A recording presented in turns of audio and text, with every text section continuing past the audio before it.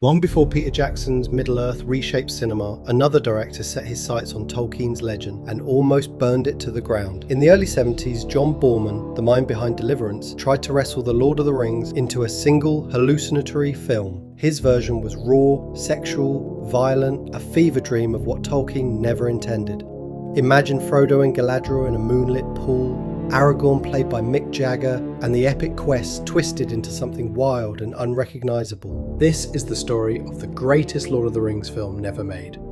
So we've reviewed on the channel before John Boorman's brilliant Excalibur, which was basically the all-time go-to telling of the King Arthur legend.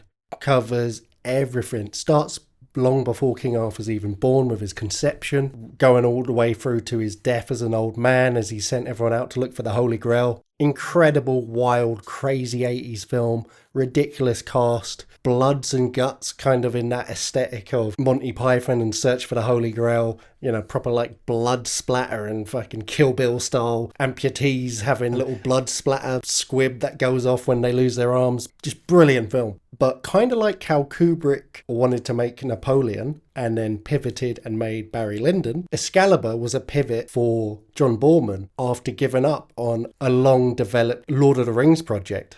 Before Peter Jackson pitched a two-part version, which eventually New Line Cinema turned to him and said, fuck it, let's just do all three films at once. There was a radio play version of Lord of the Rings that was quite famous back in the day.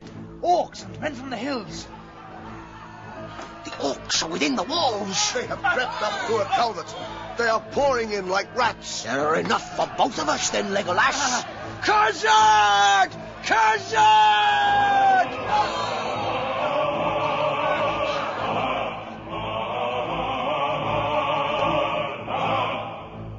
Other than that, the only one I can think of was that wacky animation that tried to tell the whole story in one film. And John Boorman was the only other project that ever came close to happening, despite many that were talked about back in the day.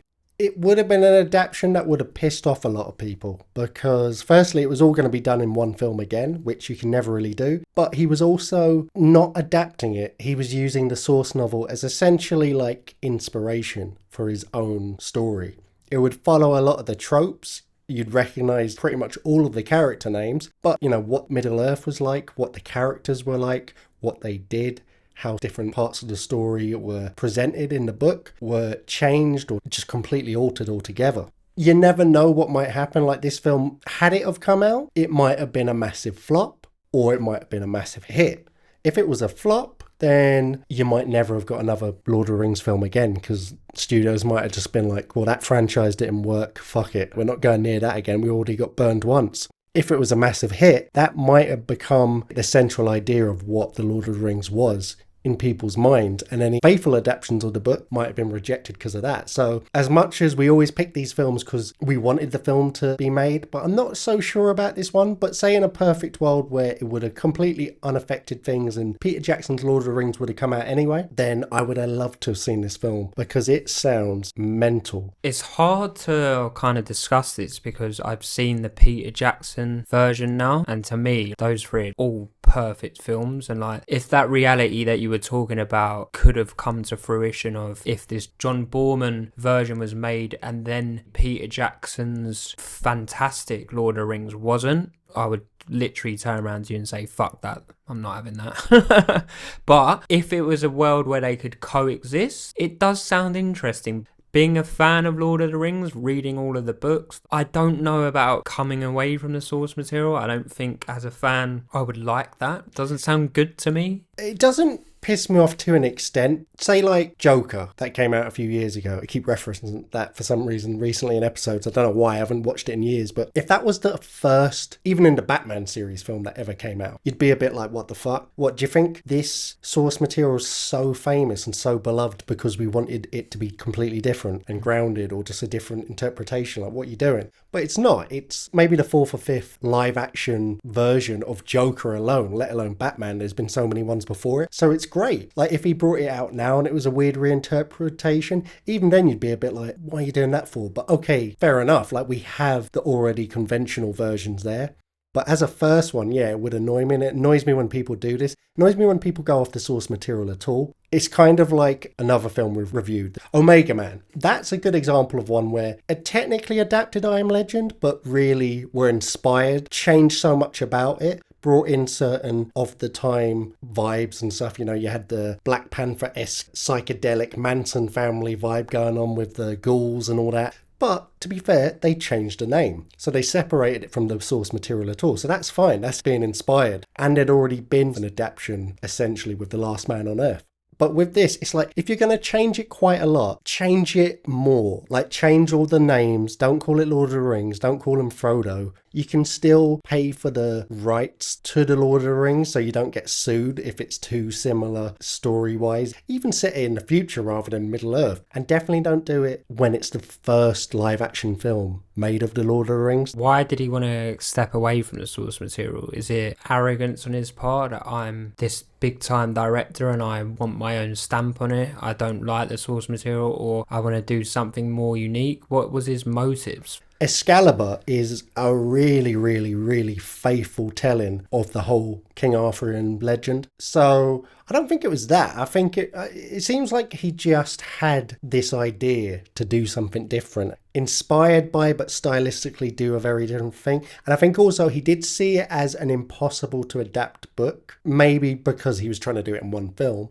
Combination of reasons, he arrived at this idea that he was going to do something very different. It was United Artists who always offered a lot of creative license to the filmmakers that worked under them. So they were like, yeah, try your own thing, write a script, we'll see what you come back with. And he went nuts. One of the things he changed was he really sexualized a lot of the story. There was graphic sex scenes between Aragorn and Arwen having sex under the stars while a little guy's playing a lute nearby and singing a song about their adventures. I actually want to see this. The whole seduction of the ring on Frodo and anyone that comes within its path was gonna be sexualized, and the visions he would have a sexual energy to him, where the ring's telepathically trying to influence Frodo. Frodo himself was going to be much more of like a dark, brooding, messed up character, and his journey to an extent was going to be more about a psychological journey rather than a real adventure. In the final moment when he destroys the ring, he was going to be instantly transported back to the Shire at the start of the story, almost to allude to, is this really happening? Is it all in Frodo's head? Gollum wasn't going to be an actual physical character, but almost Tyler Durden in Fight Club, where you think he's a real person, but it reveals at the end, but he's not, and he's actually kind of a dual persona that Frodo himself is battling with. Frodo was also going to bang Galadriel at one point. And just a lot of things where you kind of scratch his head and say, really? But it would have been fucking interesting. This director just sounds like a horny dog, mate. It was the 80s, man. You had to throw sex scenes like in. Frodo and Sam watching Aragorn fuck and like wanking off in the bushes, peeping Tom. If you were sexualising Peter Jackson's one, then it would have been Frodo and Sam banging in the fucking behind the bush. I'm not against people having creative license. I quite like the idea of a unique spin on something, but I guess that psychological element of the whole Frodo thing, that's quite an interesting take. But it sounds like me writing an essay in school. All this stuff happens and then you think you're all clever writing, and then he wakes up and it was all a dream, and then you're like sitting there smugly like, I'm such a clever guy. I hate that shit. Yeah. Like, I think, Declan, they're making a spin-off Gollum film by itself now with Andy Serkis. I quite like Gollum as the character. Oh, he's brilliant. Yeah, he's one of the best characters, and to have him as like a kind of figment of the imagination, I don't really like that. I mean, what I think would have been cool was a Tom Bombadil spin-off. You know, that kind of surreal following the character of Tom Bombadil, because in the books he was such a big character for large portions of it, and he never got the justice he deserved. I think he was in some scenes in the extra extended versions, but I wanted more Tom Bombadil, man. That's an interesting point, actually, because The Hobbit in a lot of ways would make more sense, because firstly, it's one book and a short book, a lot more concise story. You could bang it out in one film. Like The Lord of the Rings, when you read it and it's written, it's really dense, packed with information, packed with descriptions, and even though there's magic and stuff, it kind of has a real world physics that's believable in how it's all created. It does feel like it's a world with rules don't get made up as you go along in the story to suit it. The orcs, they're a physical species. The elves live a lot longer, but they have lifespans and diseases that they get. There's a species of trolls, and then there's another species of cave trolls, which are bigger and live in a different region, kind of like you get grizzly bears here and polar bears over there. Everything feels quite like it could be a real world. It all felt very believable, where The Hobbit reads like it's shooting from the hip a lot more. There were certain characters that were just kind of like a creature unto themselves. There was no other version. There was no female one that he had to have children with to keep the species going. Do you know what I mean? And it was more like an absurd fairy tale where things would just happen. It was a lot less grounded, so it'd make more sense to go a bit mental with it. You know, the main arc of The Hobbit is they go to, in the end, speak to a talking dragon who's hoarded loads of gold. Whereas, you know, J.R. Tolkien was in some ways a lot like Kubrick with his obsessiveness. He had made like whole maps of Middle-earth and all of this stuff. Yeah, I certainly agree with you. You know, on the subject of Peter Jackson, I didn't really like those Hobbit films at all. Like, no, they were dog shit. They were dog shit, for a variety of reasons. The production was hell, and he didn't really want to do it. He just stepped in last minute because Guillermo del Toro backed out, and they had a release date they were committed to, and a whole story behind that. But yeah, the casting is where I came round to really be like, oh, do you know what? Fuck it, I would like to have seen this. Aragorn. When I say Aragorn, you just immediately picture Viggo Mortensen with the long hair in his ranger outfit. Now picture it's being filmed in the 80s, so it's got that kind of camera reel aesthetic, and it is Mick Jagger. That would have been fucking cool. Yeah, it would have been cool. Would it have worked? Mate, Mick Jagger bowling around with his big lips. So Gandalf, I say that, you picture Ian McKellen either in the grey, I actually always go to the grey first, or in the white when he comes back later, but either way it's Ian McKellen. Donald Sutherland.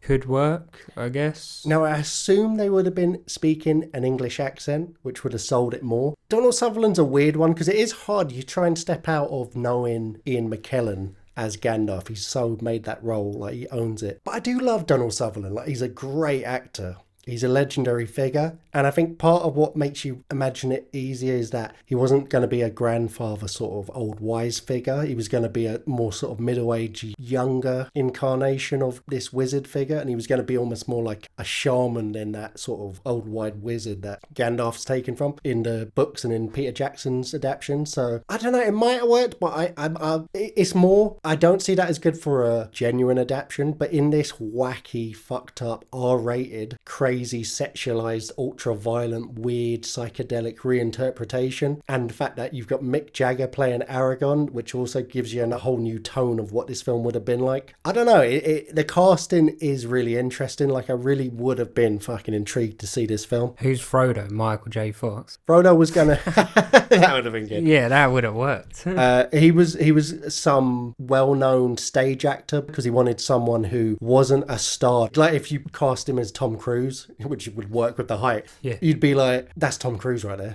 Like, Elijah Wood was very well known but not a star, and it would have worked. I think he actually got cast during filming The Faculty, which was his big break, so he was perfect in that sense. And then you could fill out the rest of the cast with more well-known people, but for your main guy, he didn't want anyone to distract, so he was going to go with this kind of like stage actor who hadn't really made any real film performances. Gimli was going to be played by Ian Holm, who obviously later went on to play Bilbo Baggins in the Lord of the Rings film, which is interesting. And that would have been a good choice. That would have worked perfectly, I think. I mean, you talking about the cast for this project, it makes me go back to Peter Jackson's Lord of the Rings, how perfect the casting actually was. Elijah Wood is perfect, Sean Bean as Boromir, John Rhys-Davies as Gimli, like Christopher Lee as Saruman. It's just fucking bang on. And Viggo Mortensen, known as a great actor, he wasn't a star, but he had a very good career already. But still, what an inspired choice. Interestingly, he's the only one where I am kind of like, oh, what would that have been like? Because the person they were trying to convince the whole time,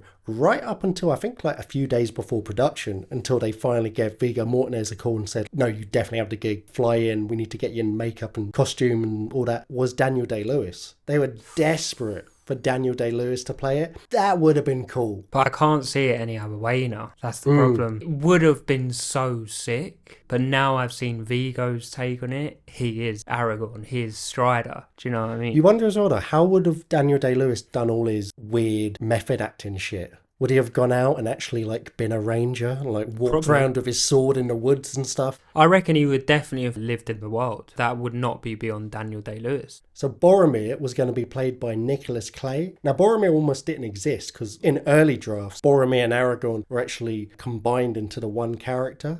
But as it got closer to filming and the studio was kind of reading it and being like, what's this shit you're giving us? They were getting pushback, so they demerged them again. But Boromir was going to be played by Nicholas Clay, who played Lancelot in Excalibur later on, who was great. Like, that would have been pretty interesting. I would have liked that. And again, as weird as this film sounds, even though it was conventional and faithful to the story, how fun and crazy and wild and brilliant Excalibur was, even with its sort of 80s tone and weirdness. It reminds me like, no, this film would have been fucking cool. Like, it would have been amazing. Are you disappointed that it wasn't made in the end? Would you have liked to have seen it? Oh yeah, definitely. I got tripped out there. I thought you said Nicolas Cage as Boromir. Right.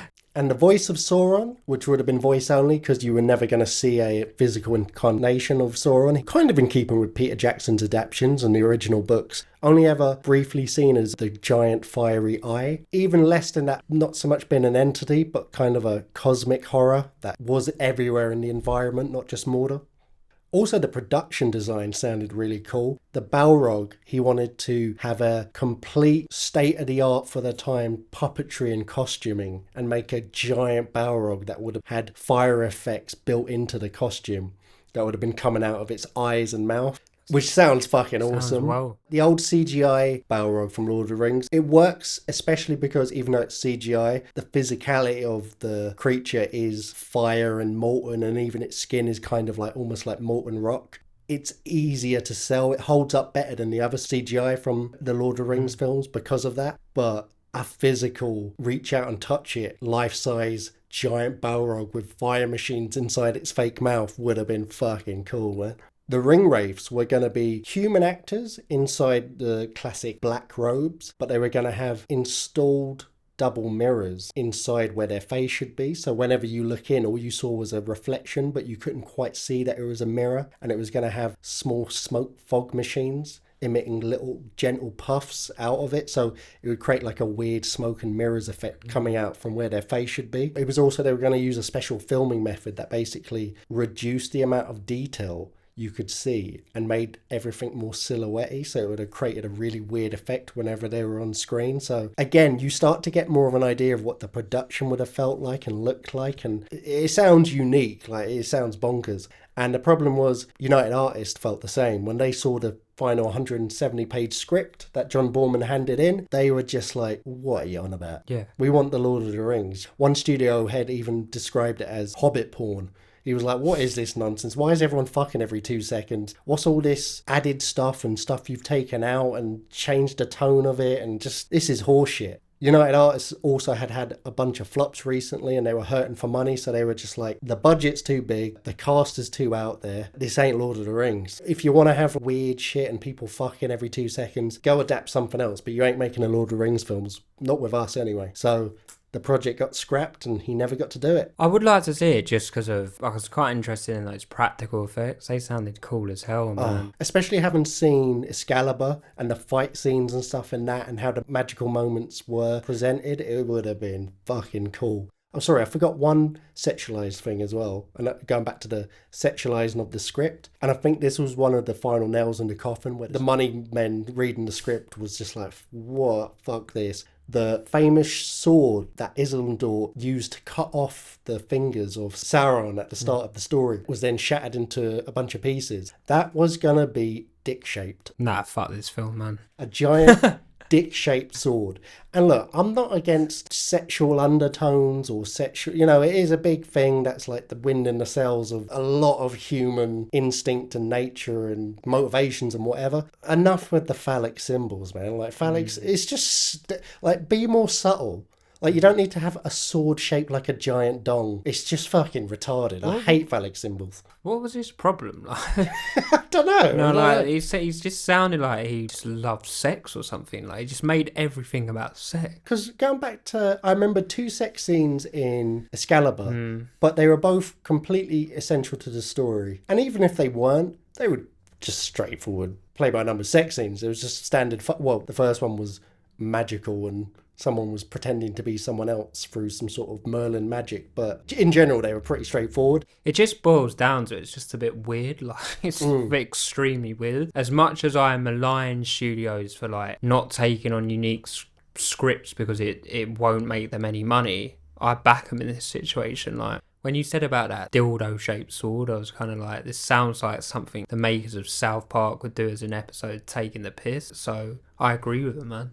It's just dumb. I mean, I wish, to be honest, Declan, I wish he just done a more straightforward version of Lord of the Rings that they would have accepted, but with all those added cool practical effects, Balrogs and ring wraiths. I would have loved to have seen that. That would have been amazing as well. Like, if you took the whole tone and style of Excalibur and slapped it onto Lord of the Rings film in the 80s, and they let him do it over 3 films properly, or at least 2 films, that would have been sick as well. That would have been amazing. I agree. So his sexual frustration ruined this for us. Yeah, pretty much. Boorman delivered 178 pages of wild ambition, collapsing timelines, mythic blood rituals, Frodo killing Boromir, stone lovers replacing towers, and a version of Middle-earth that felt more like ancient folklore than a fantasy novel. But United Artists buried it. Maybe it was the budget, maybe it was the scope, or maybe it was the fact that Boorman's vision was worlds apart from Tolkien, combined with his obsession with sex. Either way, the project was shelved, leaving behind one of the most fascinating near misses in film history.